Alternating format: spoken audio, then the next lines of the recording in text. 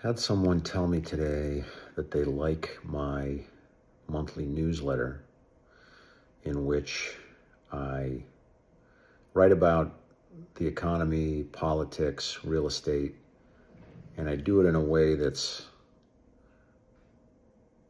a little less technical than some other newsletters. I put facts about what's happening in there, and I also put a lot of my own opinion and musings and reflections, and really kind of riff when I'm writing it. I get into a zone and it just flows out of me and it feels good, and then whatever ends up on the page is what ends up on the page. I don't edit it too much or think too much about it. And the person who told me that he likes it is an economist. He's like a PhD economist. He's a high-level, smart dude in real estate, very qualified. And it was nice to hear that. I like this person and I respect him.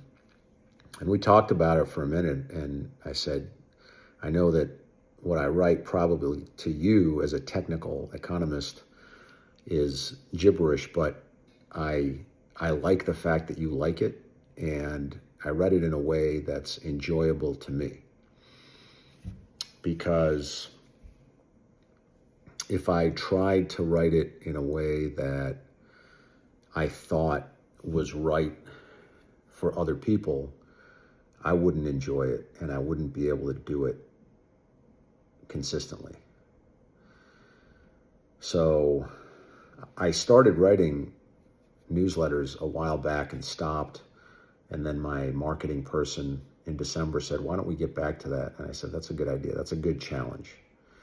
And I was glad she said that. And I can't remember how I wrote them before. I think I wrote them the same way. I enjoyed it, but I just didn't keep doing it. And this time, I've done 3 this year, which is the most I've written in a row. And I've noticed how I write it and the fact that I write it to enjoy it. And it feels good to write it that way. And I think I'm more present to the fact that I want to enjoy it when I write it.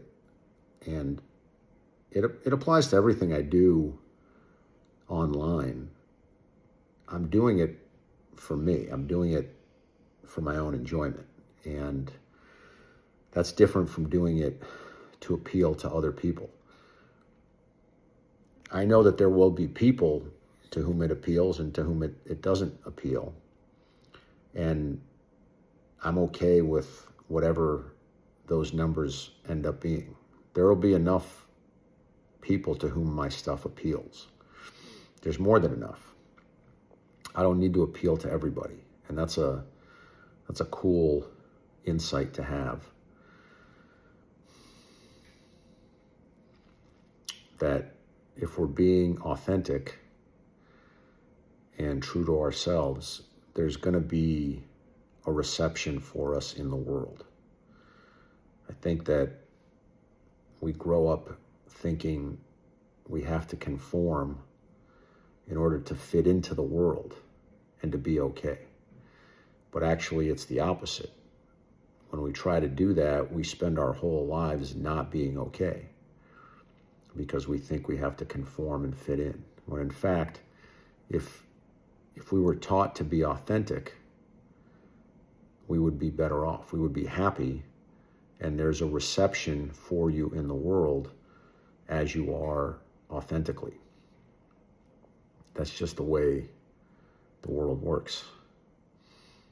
And if society and our parents taught us to be authentic rather than trying to fit in, everybody would be happier.